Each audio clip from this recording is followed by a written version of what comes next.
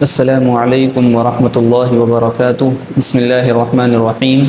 آج کے مسائل شروع کرنے سے پہلے دو باتیں بتانا ضروری ہے۔ ایک تو یہ کہ آج کے جو مسائل ہیں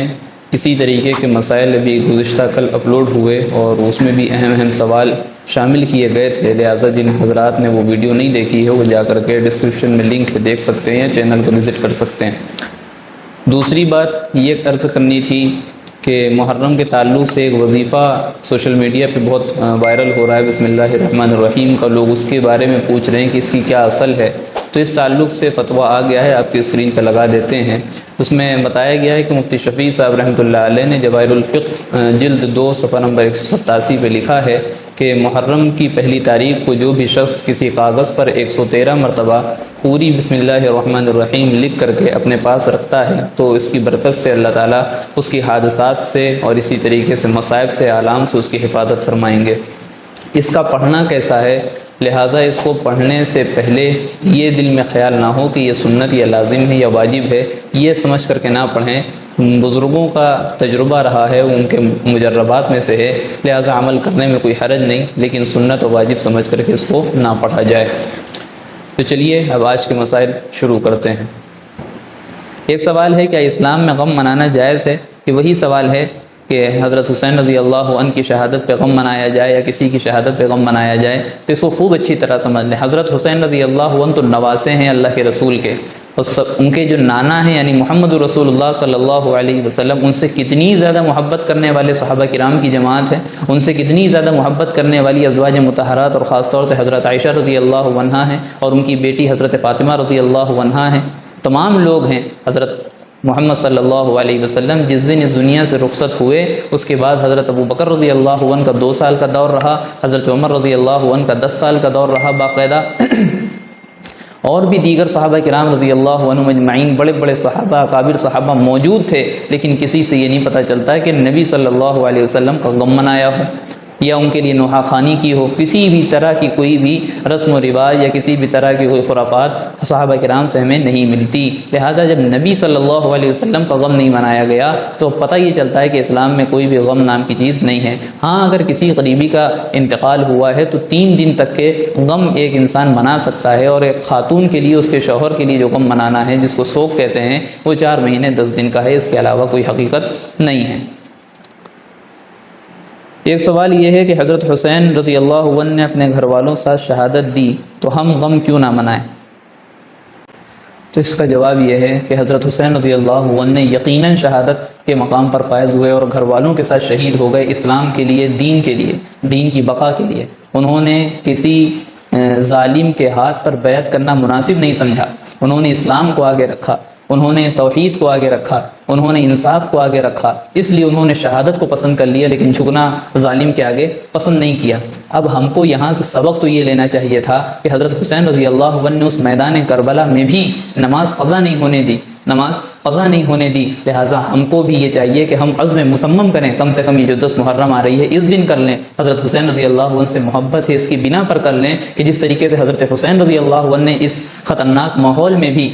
نماز قضا نہیں ہوئی ان کی، لہٰذا ہم بھی اب عزم کرتے ہیں، پکا ارادہ کرتے ہیں کہ ہماری بھی اب نماز ہماری زندگی کی شان تک کے کبھی قضا نہیں ہوگی۔ جس طریقے سے حضرت حسین رضی اللہ عنہ ظالم کے خلاف کھڑے ہوئے، ظلم کے خلاف بولے، لہٰذا ہم بھی عزم کرتے ہیں کہ کوئی بھی غلط کام ہوگا ہم اس کے خلاف بولیں گے، کوئی گناہ ہو رہا ہوگا ہم اس کو روکیں گے، اور یہ کب ہوگا؟ جب ہم خود گناہ سے بچیں گے۔ لہٰذا حضرت حسین رضی اللہ عنہ نے جو شہادت دی، ان کے خاندان نے جو شہادت دی، اس سے ہم کو یہ سبق حاصل کرنا چاہیے، غم منانے کا فائدہ کیا ہے؟ اسلام کہتا ہے غم منانے کا کیا فائدہ ہے؟ اب ہم اس سے سبق لے لیں، اس سے کچھ عبرت حاصل کر لیں اور اپنی زندگی کو اچھا کر لیں، اپنی آخرت کو سنوار لیں، تب تو فائدہ ہے۔ غم منا کر کے کوئی فائدہ نہیں ہے، لہٰذا ہم کو سبق لینا چاہیے، اپنی نمازوں کو درست کرنا ہے، گناہوں سے بچنا ہے، غلط کے خلاف بولنا ہے، اور حق کا ساتھ ہمیشہ ہم کو دینا ہے۔ یہ اگر ہم اصول بنا لیتے ہیں، عزم مصمم کر لیتے ہیں، تو ہماری طرف سے یہ ثابت ہو جائے گا کہ ہم حضرت حسین رضی اللہ عنہ سے محبت کرنے والے اور عشق کرنے والے ہیں۔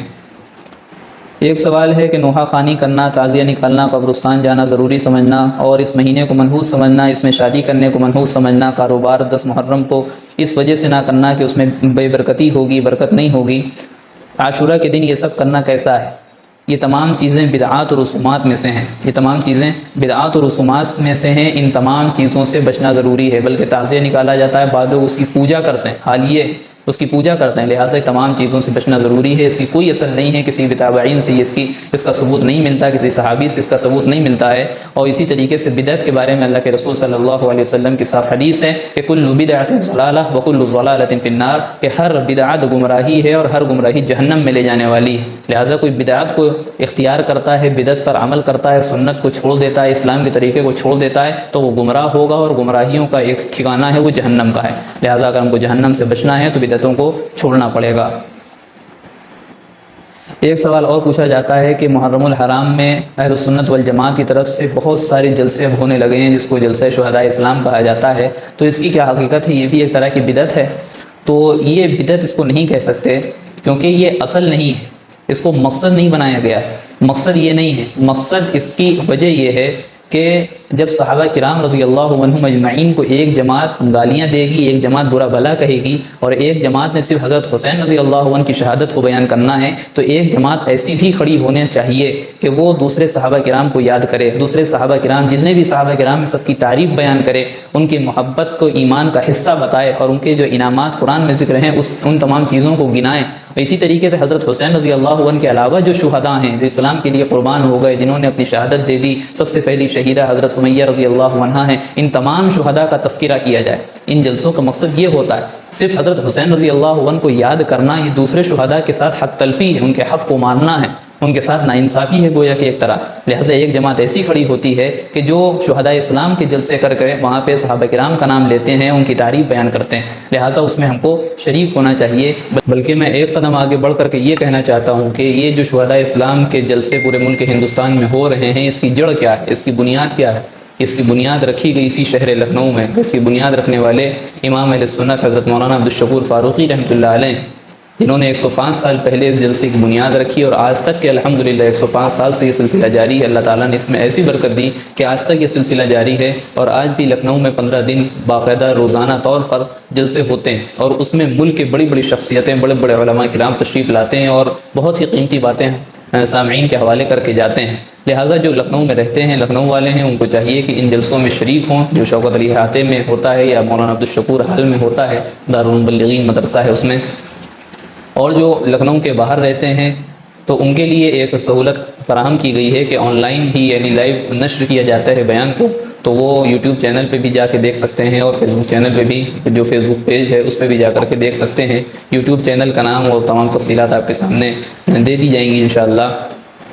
یوٹیوب پہ جو چینل ہے مجلس تحفظ ناموس صحابہ ہند آفیشیل کے نام سے چینل ہے، حضرت مولانا عبدالعلیم صاحب فاروقی دامت برکاتہم العالیہ کی صدارت میں یہ پروگرام ہوتے ہیں، 15 روزہ پروگرام ہوتے ہیں، اس میں ضرور شرکت کرنے کی کوشش اور فکر کریں۔ آج جیسے سوال و جواب کا سیشن ہوا، یہ بہت سارے لوگ ہوں گے جو اپنا سوال کرنا چاہ رہے ہوں گے لیکن سوال کر نہیں سکتے۔ اس تعلق سے ایک ہم سوال و جواب سیشن شروع کرنے والے ہیں، اس کی تفصیل انشاءاللہ جمعے کو، آنے والے جمعے کو ویڈیو اپلوڈ ہو جائے گی، اس میں تمام تفصیلات دی جائیں گی کہ آپ ہمارے تک کے سوال کیسے پہنچا سکتے ہیں۔ اس کا ایک ہم نظم اللہ کی مدد سے اور اللہ کی توفیق سے شروع کرنے جا رہے ہیں، تو آپ لوگ ویڈیو ضرور دیکھیں اور وہ اس پیغام کو آگے ضرور پہنچانے کی کوشش کریں۔ اللہ تعالیٰ سے دعا ہے کہ اللہ تعالیٰ ہمارے عقائد کو درست فرمائے، اعمال صالحہ کی ہمیں توفیق دے، اور صحیح کو صحیح اور غلط کو غلط کہنے کی توفیق عطا فرمائے۔ حضرت حسین رضی اللہ عنہ، تمام صحابہ کرام رضی اللہ عنہم اجمعین کے طریقے پر ہم کو چلنے والا بنائے، اسوہ رسول کو اپنانے کی توفیق نصیب فرمائے۔ آمین وآخر دعوانا ان الحمدللہ رب العالمین۔ ویڈیو اگر اچھی لگی ہو تو لائک کریں، شیئر کریں اور چینل کو سبسکرائب کرنا نہ بھولیں، اور ساتھ ہی ساتھ بیل آئیکن کو پریس کریں تاکہ نئی ویڈیو کی نوٹیفیکیشن آپ کو ملتی رہے۔